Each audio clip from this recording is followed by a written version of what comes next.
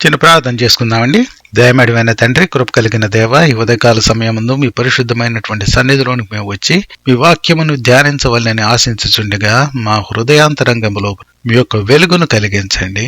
మీ యొక్క వాక్యము మా హృదయములకు వెలుగును, మాకు త్రోవ చూపేదిగాను ఉండునట్లుగా ప్రభువా ఈ సమయమును మాకు ప్రయోజనకరంగా చేయండి. క్రీస్తునామందు వేడుకొంచున్నాం తండ్రి, ఆమేన్. మార్కు సువార్త 1వ అధ్యాయము 35 నుండి 38 వరకు ఈ విధంగా వ్రాయబడి ఉన్నది. ఆయన పెందలకడనే లేచి ఇంకను చాలా చీకటి ఉండగానే బయలుదేరి అరణ్య ప్రదేశమునకు వెళ్లి అక్కడ ప్రార్థన చేయుచుండెను. సీమోనును అతనితో కూడా నున్నవారును ఆయనను వెతుకుచు వెళ్లి ఆయనను కనుగొని అందరూ నిన్ను వెతుకుచున్నారని ఆయనతో చెప్పగా, ఆయన ఇతర సమీప గ్రామములలోనూ నేను ప్రకటించినట్లు వెళ్ళుదం రండి, ఇందు నిమిత్తమే గదా నేను బయలుదేరి వచ్చితినని వారితో చెప్పెను. ప్రభునందు ప్రియమైనటువంటి వారులారా, మీరంతా ఎలా ఉన్నారు?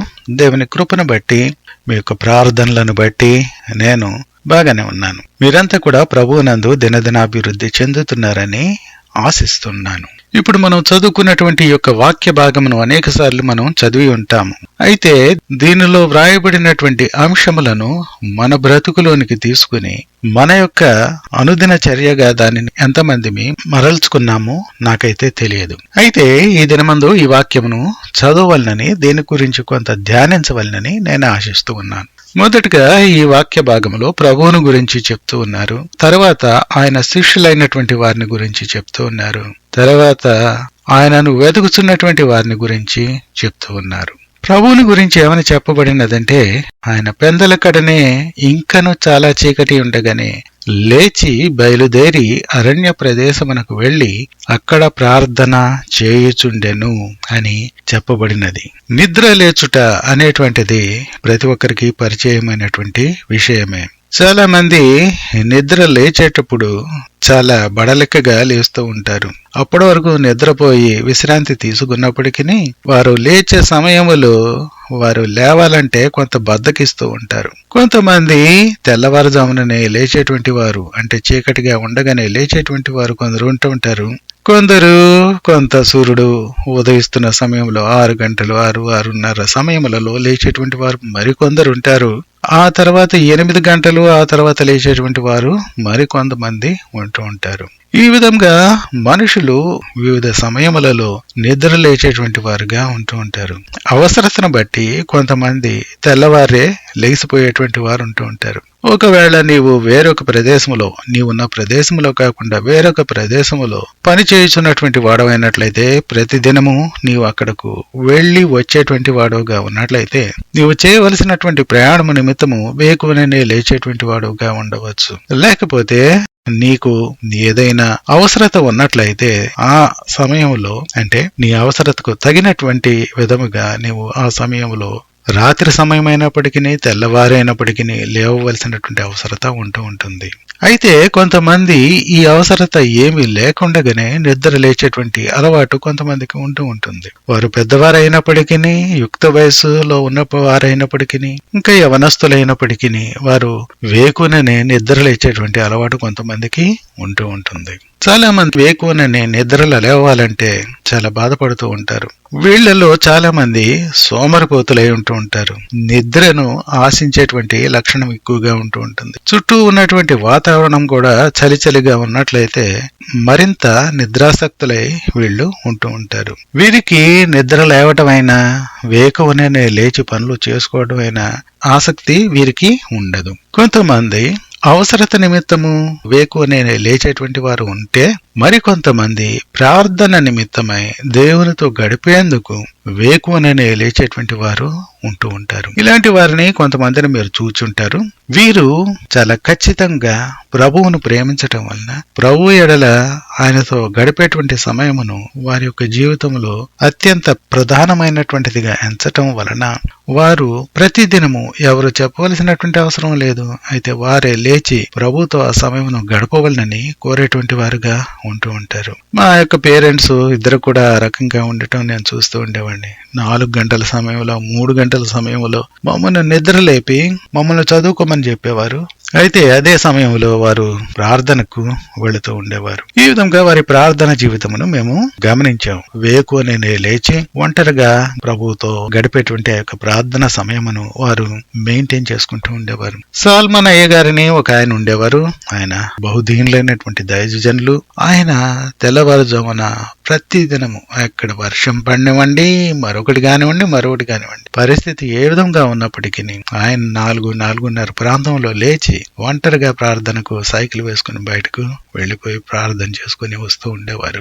ఈ విధంగా కొంతమంది దైవజనులైనటువంటి వారు, ప్రభువుకు నమ్మకస్తులైనటువంటి వారు, ప్రభువును ప్రేమించేటువంటి వారు, ఆయన సన్నిధిని ఆశించేటువంటి వారు, నిద్ర కన్నా కూడాను, సోమరితనము కన్నా కూడాను ప్రభువుని ఎక్కువగా ప్రేమించేటువంటి వారు, వీరంతా కూడాను ఈ విధంగా చేయటం అనేటువంటిది మనం నిత్య జీవితంలో చూడవచ్చును. ఇక్కడ ప్రభువు పెందలకడనే ఇంకను చాలా చీకటి ఉండగానే లేచి బయలుదేరి అరణ్య ప్రదేశమునకు వెళ్లి అక్కడ ప్రార్థన చేయుచుండెను. ప్రార్థన విలువ అనేటువంటిది మనకు తెలిసినప్పుడు ప్రార్థనను చేసేందుకు, ప్రార్థన జీవితమును జాగ్రత్తగా కాపాడుకునేందుకు మనము జాగ్రత్త పడుతూ ఉంటాము. ప్రార్థనలో నీవు సరిగా లేకపోయినట్లయితే నీవు బలహీనుడు అయిపోయేటువంటి అవకాశం ఎంతో ఎత్తుగా ఉన్నది. నీవెన్నన్నా చేయవచ్చును, నీవు సువార్త సేవ నిమిత్తం అటు ఇటు పరుగులెత్తవచ్చును, ఎంతో కార్యక్రమంలో చురుగ్గా నువ్వు పాల్గొనవచ్చును. కానీ ప్రార్థన జీవితం అనేటువంటిది, ఈ ప్రార్థనలో కూడా అందరితో కలిసి చేసేటువంటి ప్రార్థన కన్నా నీ ఒంటరి ప్రార్థన విషయము, అంటే ప్రభువుతో నీవు ఏకాంతంగా గడిపేటువంటి ఆ యొక్క ప్రార్థన జీవిత విషయము నీవు జాగ్రత్త వహించకపోయినట్లయితే నీవు త్వరగానే కూలిపోయేటువంటి వాడుగాను, ప్రార్థన జీవితం నుండి తొలగిపోయేటువంటి వాడుగాను ఉండగలవు. కాబట్టి ఈ యొక్క ప్రార్థన జీవితం యొక్క ఆవశ్యకతను నువ్వు గుర్తించినటువంటి వాడవై ఉండాలి. కొంతమంది ఎలా ఉంటూ ఉంటారంటే, అందరూ చూసేటువంటి సమయంలో ప్రార్థించేటువంటి వారుగా ఉంటుంటారు. అందరూ చూస్తున్న సమయంలో ప్రార్థన పరులుగా కనపడాలని ఆశిస్తూ ఉంటారు. కానీ వారి జీవితంలో ప్రభువు నిమిత్తమై చేసేటువంటిది గాని, ప్రభువును ప్రేమించేటువంటి విషయంలోనూ, ఎవరైనా చూస్తున్నా చూడకపోయినప్పటికీ ప్రభు పట్ల కలిగినటువంటి ఆసక్తిని అదే విధముగా మెయింటైన్ చేసుకుంటూ ప్రభు యొక్క సన్నిధిలో ఒంటరిగా గడిపేటువంటి ఆ యొక్క సమయమును సరిగా నీవు చూసుకొనకపోయినట్లయితే అది నీకు మేలుకరమైనటువంటిది కాదు. కేవలము వేషధారిగా మాత్రమే నీవు మిగిలిపోగలవు. ప్రభు ఎప్పుడైతే ఈ విధముగా ఒంటరి ప్రార్థన చేసేందుకు వెళ్ళినాడు అరణ్య ప్రాంతానికి, అనేక ప్రజలు ఆయన నిమిత్తమై వెతుకుతున్నట్లుగా మనం చూస్తూ ఉన్నాము. వీరంతా దేనికోసం వెతుకుతూ ఉన్నారంటే ఆయన యొద్ద నుండి స్వస్థత నిమిత్తము వెతుకుతున్నట్లుగా మనం చూస్తున్నాం. ఎందుకంటే ఆయన అంతకు ముందు కొన్ని స్వస్థతలు చేసి ఉన్నాడు. దానిని బట్టి శరీర సంబంధమైనటువంటి రుగ్మత అనేటువంటిది, వ్యాధి అనేటువంటిది, ఇలాంటివి ప్రతి ఒక్కరికి ఏదో ఒకటి ఉంటూనే ఉంటుంది. కాబట్టి ఎట్టి విధమైనటువంటి రోగమైనప్పటికీ తగ్గిపోతుంది ఆయన యొద్దకు వెళ్ళినట్లయితే అని తెలిసినప్పుడు ప్రతి ఒక్కరు కూడా ఆయన దగ్గరకు వెళ్లి స్వస్థత పొందాలని ఆశించుతూ ఉంటారు. ఆ విధంగా వచ్చినటువంటి వారు వీరంతా కూడాను. వీరిలో ఎంతమందికి ఆత్మ సంబంధమైనటువంటి స్వస్థత పొందాలని ఉన్నదో నాకైతే తెలియదు గాని, శరీర సంబంధమైనటువంటి స్వస్థత నిమిత్తము మాత్రము ఆయన వద్దకు వస్తూ ఉండేవారు. ఇప్పుడు వచ్చినటువంటి వారంతా కూడా అలాంటి వారే. ప్రభు యొద్దకు మనం వచ్చేటువంటిది 2 రకములైనటువంటి స్వస్థతల నిమిత్తము వస్తూ ఉంటాము. ఒకటి శరీర సంబంధమైనటువంటి స్వస్థత, మరొకటి ఆత్మ సంబంధమైనటువంటి స్వస్థత. శరీర సంబంధమైనటువంటి స్వస్థత మనకు ఎప్పుడు అవసరమవుతూ ఉంటుందంటే, మన శరీరములో అస్వస్థతగా ఉన్నప్పుడు దాని వలన మనము ప్రత్యక్షంగా బాధ మనము అనుభవిస్తూ ఉంటాం. దీని వలన మనం వెంటనే దాని గురించి అటెండ్ అవటం అనేటువంటిది చాలా సార్లు జరుగుతూ ఉంటుంది. ఏ విధమైనటువంటి చిన్న అస్వస్థత కలిగినప్పటికీ మనము వెంటనే దానిని గురించి జాగ్రత్త పడి దానిని చూపించుకొని నయం చేయించుకోవాలని ఆశిస్తూ ఉంటాము. అయితే ఆత్మ సంబంధమైనటువంటి విషయములలో ఈ విధమైన జాగ్రత్త ఉండదు. ఎందుకంటే అది కేవలము లోపల ఉండేటువంటిది. దాని వలన నువ్వు పడేటువంటి బాధ అనేటువంటిది ప్రత్యక్షంగా శరీర సంబంధమైనటువంటి బాధ లాంటిది కాదు. కాబట్టి ఆ లోపల పడేటువంటి ఆ యొక్క బాధను నీవు సప్రెస్ చేసేస్తూ శరీర సంబంధమైనటువంటి బాధకు అటెండ్ అయినట్టుగా ఆత్మ సంబంధమైనటువంటి అస్వస్థతకు నీవు అటెండ్ కావు. ఇది నీ జీవితంలోనూ నా జీవితంలోనూ కూడా చాలా సార్లు సత్యమై ఉంటుంది. మనం చదువుకున్న వాక్య భాగంలో ఏమని వ్రాయబడి ఉన్నదంటే, సీమోనును అతనితో కూడా ఉన్నవారును ఆయనను వెతుకుచూ వెళ్లి ఆయనను కనుగొని అందరూ నిన్ను వెతుకుచున్నారని ఆయనతో చెప్పగా అని వ్రాయబడి ఉన్నది. ఎప్పుడైతే వీరంతా కూడాను స్వస్థత నిమిత్తము వెతుకుతూ ఉన్నారో సీమోను పేతురు మిగిలినటువంటి శిష్యులు ప్రభు ఎక్కడ ఉన్నాడు, ఆయన ఎక్కడ కనపట్టలేదే అని చెప్పి వీరు కొంత ఆ తర్వాత నిద్రలేచి ఉంటారు. కాబట్టి ఆయన నిమిత్తం చూస్తూ ఆయనను వెతుకుతూ వెళ్లి ఆయన ఉన్నటువంటి ప్రదేశంలో ఆయనను కనుగొని ఆయనతో ఏమని చెప్తూ ఉన్నారంటే అనేక మంది ఆయనను వెతుకుచూ వచ్చారని చెప్పి చెప్తూ ఉన్నారు. అయితే దానికి సమాధానంగా క్రీస్తు ప్రభు ఏమని చెప్పాడంటే, ఇతర సమీప గ్రామములలోనూ నేను ప్రకటించినట్లు వెళుదము రండి, ఇందు నిమిత్తమే కదా నేను బయలుదేరి వచ్చితనని వారితో చెప్పాను.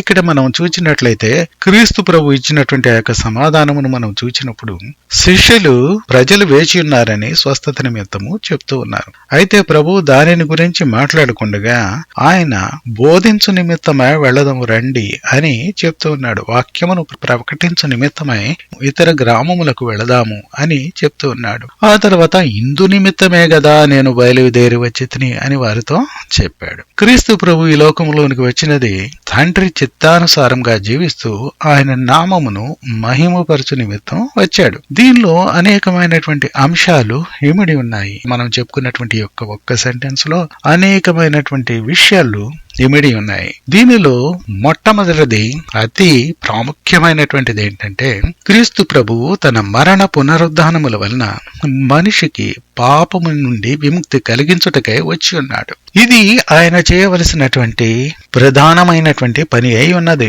అయితే ఇది ఆయన మరణమునకు తిరిగి పునరుద్ధానమై లేచేందుకు సంబంధించినటువంటిది కావటం వలన దీనిని ఆయన చిట్ట చివరిగా చేయవలసి ఉన్నది. ఎందుకంటే ఒకసారి మరణమైన తర్వాత ఆయన మరణ స్థితిలోనే లేడు, కానీ పునరుద్ధానం పొందిన తర్వాత ఆయన మరలా తిరిగి మన మానవ స్థితిలో లేవలేదు, గాని మహిమ కలిగినటువంటి శరీరంతో లేచి ఉన్నాడు. కాబట్టి ఈ మానవ రూపంలో ఉన్నప్పుడు, మానవ శరీరముతో ఉన్నప్పుడు ఆయన చేయవలసిన ఇతర అనేకమైనటువంటి పనులు ఆయనకు తండ్రి వలన అప్పగింపబడినవి. కాబట్టి వాటిని అన్నిటినీ పూర్తి చేసిన పిమ్మట చివరగా ఆయన చేయవలసిన అతి ప్రధానమైనటువంటి పని తన మరణ పునరుద్ధానముల వలన మానవునికి నిరీక్షణను, పాప క్షమాపణను ఇచ్చేటువంటి పని తండ్రి ఆయన భుజముల మీద పెట్టి ఉన్నాడు. దానిని ఆయన చేయవలసి ఉన్నది.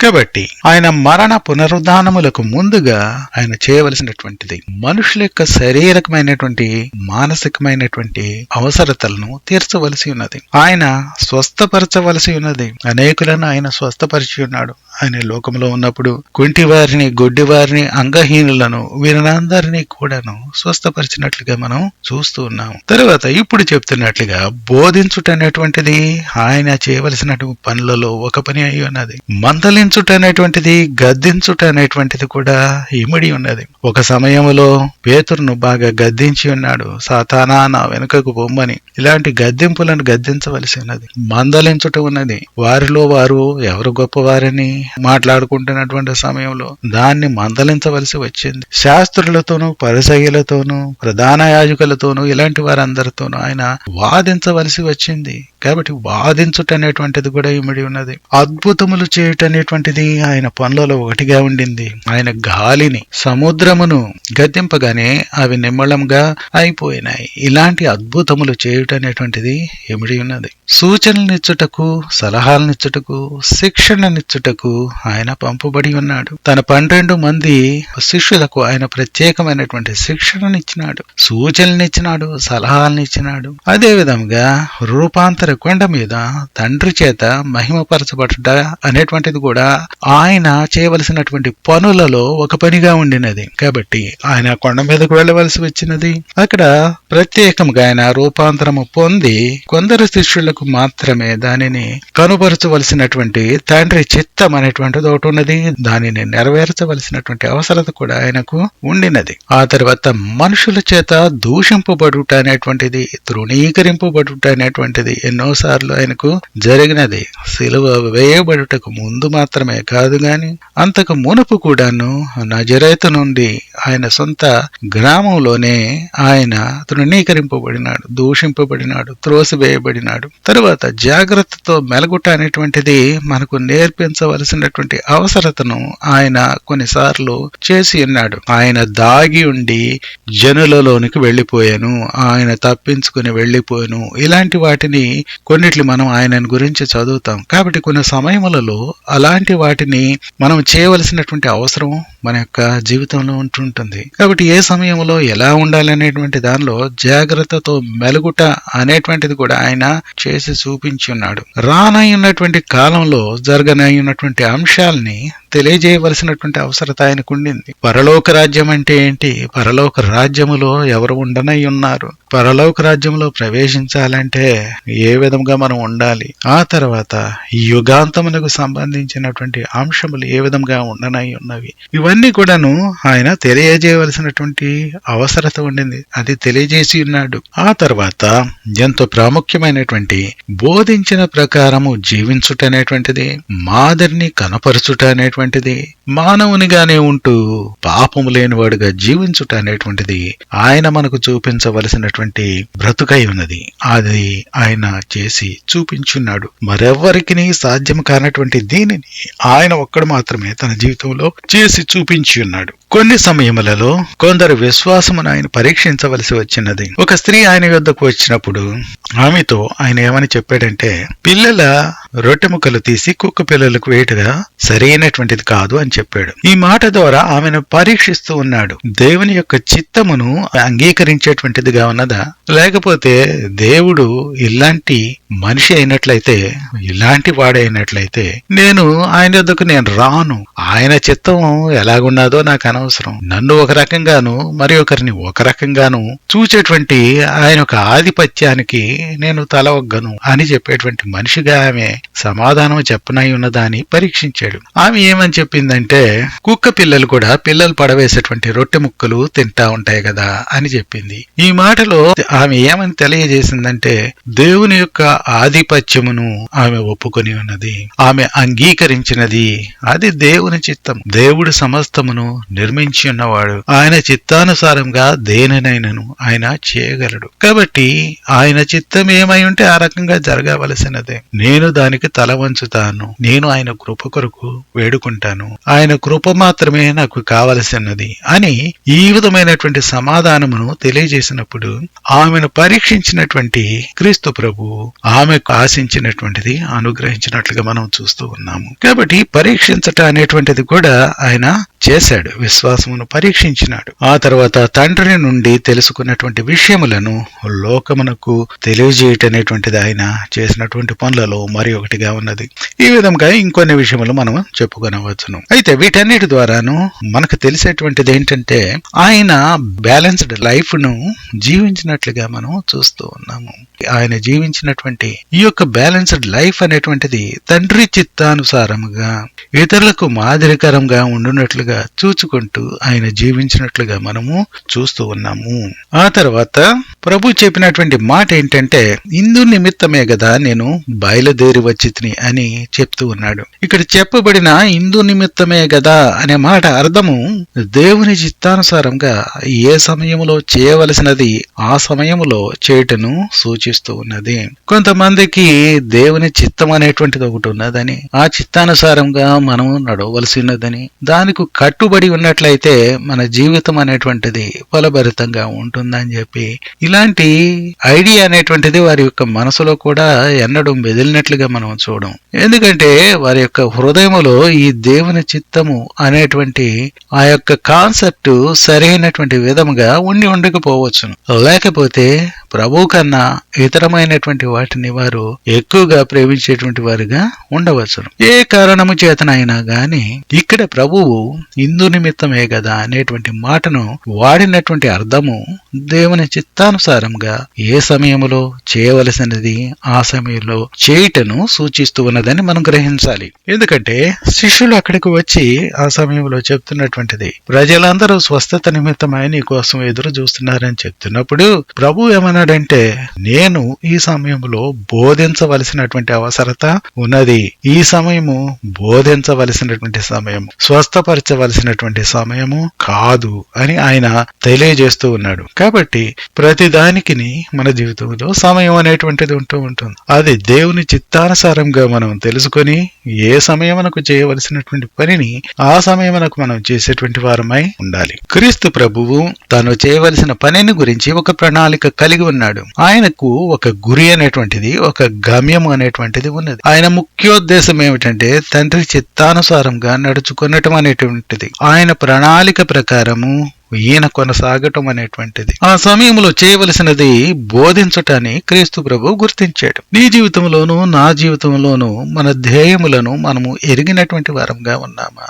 మన జీవిత ధ్యేయములు ఏమై ఉన్నవి? క్రీస్తు ప్రభు యొక్క జీవిత ధ్యేయము తండ్రి యొక్క చిత్తమును చేయుట, తండ్రి నామమును మహిమపరచుట. ఈ రెండింటి నుండి అన్ని వస్తాయి. కాబట్టి ఈ రెండు మాటలు గుర్తుపెట్టుకోవాలి. ఆయన చిత్తమును చేయుట, ఆయన నామమును మహిమపరచుట అనేటువంటిది. ఈ విధంగా మనము కూడాను మన జీవిత ధ్యేయమును ఎరిగినటువంటి వారంగా ఉంటున్నామా? ఆయన చిత్తమును చేసేటువంటి వారంగాను, ఆయన నామమును మహిమపరిచేటువంటి వారంగాను అన్ని సమయములలో, అన్ని సందర్భాలలో ఉండగలుగుతున్నాము. దేవుని సన్నిధిలో ప్రార్థించి ఆయన ఆధీనములో ఉండటం ద్వారా నీ ప్రణాళికను నువ్వు చార్ట్అవుట్ చేసుకునేటువంటి వాడుగా ఉంటున్నావా? కొంతమందికి అసలు వారు ఎందుకు ఉన్నారో, ఏం చేస్తున్నారో తెలియనటువంటి పరిస్థితిలో వారి జీవితాలు కొనసాగుతూ ఉంటాయి. వారు ఆ జీవితములను అనేక మార్లు అదే విధంగా ముగించి వేస్తూ కూడా ఉంటూ ఉంటారు. పెద్దవాళ్ళని మనం చూసినట్లయితే వాళ్ళకి టైం టేబుల్ అనేటువంటిది ఉంటూ ఉంటుంది. వాళ్ళకి ప్రణాళిక అనేటువంటిది ఉంటుంది. వారు దినములో ఆ సమయమును ఏ విధంగా గడపాలనేటువంటిది ముందే రూపొందించుకుని ఉంటూ ఉంటారు. మీరు ఒక మినిస్టర్ గారి దగ్గరికి వెళ్ళండి, ఆయన పిఏ ఇవన్నీ మెయింటైన్ చేస్తూ ఉంటాడు. ఈ రోజు ఆయన పొద్దున్నే లేవగానే సాయంత్రం వరకు ఎవరెవరిని కలవాలనేటువంటిది ముందే నిర్ణయం అయిపోయి ఉంటుంది. ఆ సమయములలో వారిని కలుస్తూ వారితో చేయవలసినటువంటి పనులను పూర్తి చేసుకునేటువంటి వారుగా వారు ఉంటూ ఉంటారు. ఇది ప్రతి ఒక్క విశ్వాసికి తప్పనిసరిగా ఉండవలసినటువంటిది. ఏదో గాలికి కొట్టుకొని పోయినట్లుగా మనము మన సమయమును వెచ్చించేటువంటి వారంగా ఉండకూడదు. కానీ దేవుని యొక్క చిత్తానుసారంగా దేవుడు మనకు అప్పగించినటువంటి పనిని ఆయన నామమును మహిమపరచుతూ చేసేటువంటి వారమై ఉండాలి. ఇక పైన చదివినటువంటి వాక్యములో క్రీస్తు ప్రభువు బోధించుటకు వెళ్ళక మునుపు పెందలకడనే లేచి ఒంటరి ప్రార్థనలో గడుపుతున్నట్లుగా మనము చూస్తూ ఉన్నాము. ఎందుకంటే ఆయన ఉద్దేశం ఏమిటంటే ముందు బోధించవలసినటువంటి పని ఉన్నది, దాని అవసరతను గుర్తించిన వాడే ఉన్నాడు. బోధించుటకు ముందుగా ఆయన ప్రార్థించవలసినటువంటి అవసరతను గుర్తించినటువంటి వాడే ఉన్నాడు. దాని నిమిత్తమై ఆయన వేకువనే లేవవలసి వచ్చినప్పటికీ, నిద్రాభంగం అయినప్పటికీ ఆయన ప్రార్థన చేయుటకు వెళ్ళినాడే గాని సోమరిపోతే అలాగే పడుకొని ప్రార్థన లేకుండా బోధించేందుకు ఆయన వెళ్ళలేదు. ఆయన పరిస్థితి ఆ విధంగా ఉన్నట్లయితే మనలో ఎంతమంది బోధించేందుకు వెళ్ళేటప్పుడు కూడాను ప్రార్థించకుండా వెళ్ళేటువంటి వారంగా ఉంటూ ఉన్నాం. ప్రార్థన జీవితం అనేటువంటిది సరిగా మన యొక్క బ్రతుకులో లేకుండా ఇతరులకు బోధించేటువంటి వారంగా మనం ఉంటూ ఉన్నాం. థియరిటికల్ గా బోధించటం అనేటువంటిది వేరు. నీ యొక్క స్వానుభవములో ప్రార్థనతో నిండినటువంటి వాడవై బోధించటం అనేటువంటిది ఆత్మచేత నింపబడినటువంటి వాడై నీ యొక్క బ్రతుకును సహితము మాదిరికరంగా కనపరచచ్చు ప్రభు యొక్క సేవలో పాల్గొనటం అనేటువంటిది అది భిన్నమైనటువంటిది, చాలా వ్యత్యాసమైనటువంటిది. ప్రార్థనతో సిద్ధపాటు మనుషుల ఆత్మీయ జీవితానికి ఏ విధముగాను సహాయం చేయదు. నీవు దినదినమునకు 3 ప్రసంగములు ఇవ్వవచ్చును, పెద్ద పెద్ద కన్వెన్షన్స్ లో మాట్లాడవచ్చును, టీవీ ప్రసంగికుని గాను రేడియో సువార్థికుని గాను ఉండవచ్చును. అయితే ఇవన్నీ కూడాను నీకు బ్యాడ్జీలుగా మిగిలిపోతాయి, జేబుకు తగిలించుకుని తిరిగేటువంటి బ్యాడ్జీలుగా మిగిలిపోతాయి తప్ప ప్రభు యొద్ద నీకు రావాల్సినటువంటి ప్రశంస అనేటువంటిది ఏది ఉండదు. ఎందుకంటే ప్రార్థన లేకుండగా నీ యొక్క బ్రతుకునే సరిగా నీవు కాచుకొనకుండగా నీవు ప్రభు నిమిత్తము ఏదో చేస్తున్నానని ఈ బ్యాడ్జీల ద్వారా నిన్ను నువ్వు ప్రచారం చేసుకునేటువంటి వాడవైనట్లయితే నీవు ఒక దినమందు నిరుత్సాహపడేటువంటి దినము రానై ఉన్నది. వ్యక్తిగత జీవితంలో ప్రభుత్వం సరైనటువంటి సహవాసము లేనటువంటి వారు చేసేటువంటి సేవ కేవలము నిష్ఫలమైనటువంటిదిగా అయిపోతూ ఉంటుంది. ఇది నేను కొందరు జీవితాల్లో అక్షరాల జరగటం అనేటువంటిది గమనించాను. కొందరు సేవలోనికి వచ్చినటువంటి కొత్తలు ఫ్లరిష్ అవుతూ సేవ అనేటువంటిది ఎంతో వేగంగా అభివృద్ధి చెందుతున్నట్లుగా వారి యొక్క సేవను గురించి నేను వినటము జరిగింది. కొంతకాలం ఆ విధంగా కనబడటము జరిగింది.